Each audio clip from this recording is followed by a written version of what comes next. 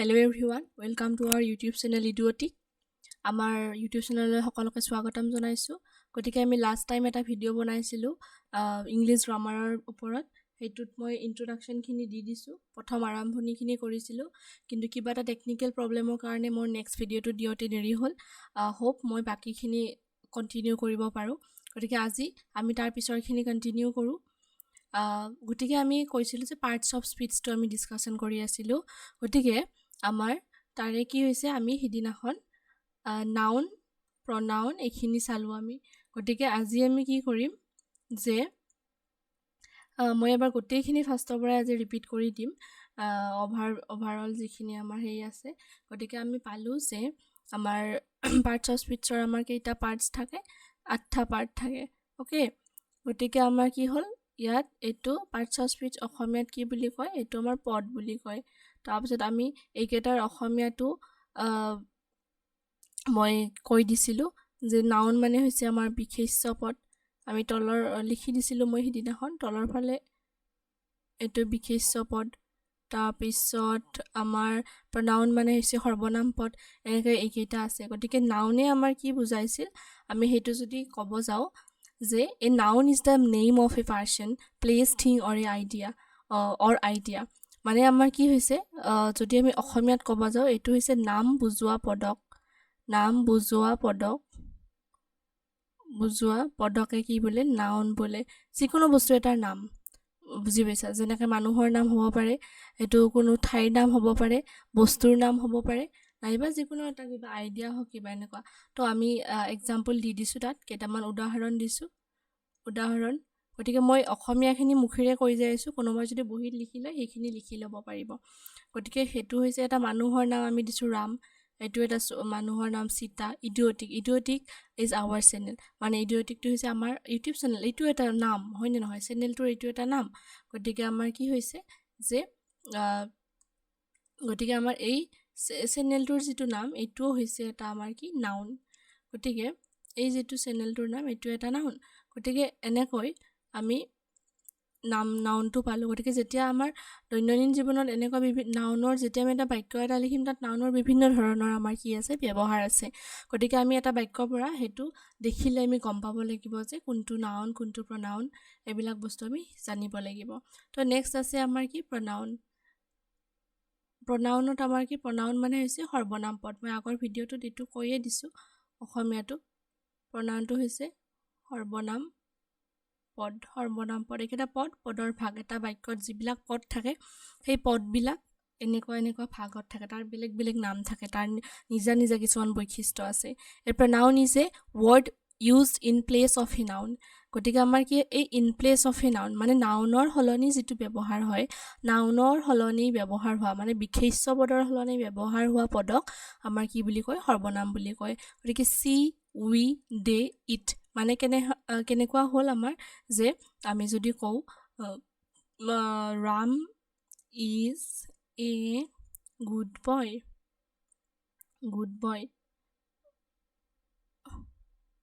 গতিকে এই যিটো, তাৰপিছত মই যদি কওঁ যে হি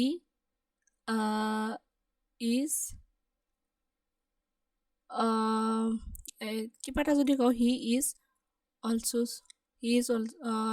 অলছো ক্লেভাৰ, এইটো যদি কওঁ। তো এই যিটো Ram is a good boy, he is also clever, তো আমি প্ৰথমতে ৰামৰ এটা বাক্য ক'লো, ৰামটো কৈ পেলাই তাৰ পিছত যেতিয়া মই এই হিটো ইউজ কৰিলো, এইটো কিয় ক'লো যে ৰাম এজন ভাল ল'ৰা, আৰু সি বুদ্ধিয়কো, মানে সি ভাল ল'ৰাও আৰু বুদ্ধিয়কো। কিন্তু তাৰ পিছত যেতিয়া মই ছেকেণ্ড বাক্যটো লিখিলো, ইয়াত মই কি কৰিলো যে ৰামৰ ঠাইত আমি হি ব্যৱহাৰ কৰিলো। হিটো কাক বুজালে, আমাৰ ৰামক বুজালে। বুজি পাইছা? গতিকে আমি এই নাউনটোৰ সলনি এটা বাক্যত যেতিয়া আমি বেলেগ এটা শব্দ ব্যৱহাৰ কৰিম, সেই যিটো পদ সেইটো হৈছে আমাৰ কি, সৰ্বনাম পদ। সেইটো হৈছে আমাৰ প্ৰনাউন, নাউনৰ সলনি। গতিকে যেতিয়া ইয়াত ছোৱালীৰ নাম থাকে, ইয়াত যদি আমাৰ ৰীমা থাকে, তেতিয়া আমি ইয়াৰ ঠাইত কি ব্যৱহাৰ কৰিম, ৰীমাৰ ঠাইত আমি কি ব্যৱহাৰ কৰিম, চি ব্যৱহাৰ কৰিম। গতিকে চি মানে হৈছে কি, তাই।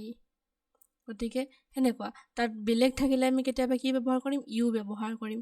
যদি বেছি মানুহ থাকে উই কৰিম, কেতিয়াবা দে ব্যৱহাৰ কৰিম। এইবিলাক বস্তু, দে মানে হৈছে সিহঁতে বা তেওঁলোকে। বেছি মানুহ যদি থাকে, এজনতকৈ প্লুৰেল নাম্বাৰ হ'লে তো সেইটো তাৰপিছত উই হ'লে আমি, ইউ হ'লে তুমি, তোমালোক, দুয়োটাই হয়। এইটো আমাৰ কি হয়, এইটো আমাৰ প্লুৰেল নাম্বাৰটো হয়, ছিংগুলাৰ নাম্বাৰটো হয়। তো তাৰ কাৰণে মই কৈছিলোঁ যে ছিংগুলাৰ নাম্বাৰ, প্লুৰেল নাম্বাৰ এইখিনিও জানিব লাগিব। নাম্বাৰৰ ওপৰতো মই ভিডিঅ' এটা বনাম। গতিকে এইখিনি ইট কিছুমান বস্তু যিবিলাক আমাৰ এনেকুৱা সি তাই এনেকুৱা নাথাকে জেণ্ডাৰ, তেতিয়া আমি তাৰ ঠাইত ইট ইউজ কৰিব পাৰোঁ। এনেকুৱা it is a dog, it is it is a cat, এনেকুৱা আৰু বেলেগ বেলেগ ক্ষেত্ৰত আমি ইট ব্যৱহাৰ কৰিব পাৰোঁ। বস্তুটোৰ জেগাত আমি তাত মানে বস্তুটোৰ নামটোৰ সলনি আমি ইট ব্যৱহাৰ কৰিব পাৰোঁ। সেইটোৱে। গতিকে এইটোৱে হৈছে আমাৰ সৰ্বনাম পদ। কিবা যদি বুজি নোপোৱা থাকে কমেণ্ট যোগে সুধিলে হ'ল। তাৰপিছত আছে আমাৰ ভাৰ্ব। ভাৰ্বটো হৈছে কি, এ ভাৰ্ব এক্সপ্ৰেছ একশ্যন অৰ বিং, মানে আমাৰ ক্ৰিয়াৰ মানে ক্ৰিয়া। ভাৰ্ব মানে হৈছে আমাৰ ক্ৰিয়াপদ মানে হৈছে কাম কৰোৱা, এটা বস্তু, কিবা এটা কাম কৰা বা হোৱা বা নোহোৱা, এনেকুৱা বস্তু। মুঠতে কাম এটা কৰা, হোৱা, নোহোৱা, এই একশ্যন মানে হৈছে এটা কাম, কৰ্ম এটা। বুজি পাইছা? আমি যিটো কওঁ কৰ্ম, এই বস্তুটো জেগাত যিটো পদ আমি ব্যৱহাৰ কৰোঁ সেইটোকে কি কয়, আমাৰ ক্ৰিয়াপদ বুলি কয়। যেনে আমি যদি কওঁ যে I am reading a book নাও, মই এতিয়া এখন কিতাপ পঢ়ি আছোঁ। গতিকে ইয়াত যেতিয়া আমাৰ এই যিটো ৰিডিং বোলাটো হৈছে মই কি কৰি আছোঁ, কিতাপ পঢ়ি আছোঁ। এই পঢ়ি থকাটো বৰ্তমান মই কি কাম কৰি আছোঁ, পঢ়ি থকাটো বৰ্তমান মোৰ কাম। গতিকে আমি যিবোৰ শব্দই আমাৰ এটা বাক্যত কি কৰে, কাম কৰোৱা বুজায়, কিবা এটা কাম হোৱা, পঢ়ি আছোঁ বা পঢ়ি নাথাকিব পাৰোঁ, আই এম নট ৰিডিং, সেইটো হৈছে নোহোৱাটো এটা কাম, যে মোৰ এটা কাম হোৱা নাই।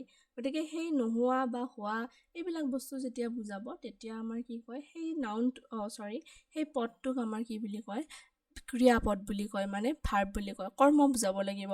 আই এম ইটিং ৰাইচ নাও, বা হি ৱেণ্ট টু স্কুল য়েষ্টাৰডে, যে সি কাইলৈ স্কুললৈ গৈছিল। কালি সি কি কাম, তাত সেই বাক্যটোত কামটো কি আছে, স্কুললৈ যোৱাটো কাম আছে, সিটোতো কাম নহয়। আমি যদি ইয়াত চাওঁ, হি ৱেণ্ট টু স্কুল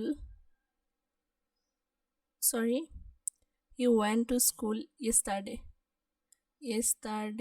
ইয়াত আমি যদি প্ৰতিটো বাক্য চাওঁ, হি ৱেণ্ট টু স্কুল য়েষ্টাৰডে, ইয়াৰ আমাৰ হিটোৱে আমাৰ কোনো কামক বুজা নাই। সেইটো আমি জানো যে হিটোৱে আমাৰ কোনো কামক বুজোৱা নাই, আমাৰ টু কোনো কামক বুজোৱা নাই, স্কুলটোৱেতো আমাক কামক বুজোৱা নাই, য়েষ্টাৰডেও আমাক কোনো কামক বুজোৱা নাই। য়েষ্টাৰডে মানে হৈছে যোৱাকালি, এইটো হৈছে স্কুল মানে এটা কি, বস্তু এটাৰ নাম, বিদ্যালয়। গতিকে এইটো নাউন বুজাইছে আল্টিমেটলি। হিটোৱে কি বুজাইছে, প্ৰনাউন। ইতিমধ্যে আমি পঢ়ি আহিছোঁ।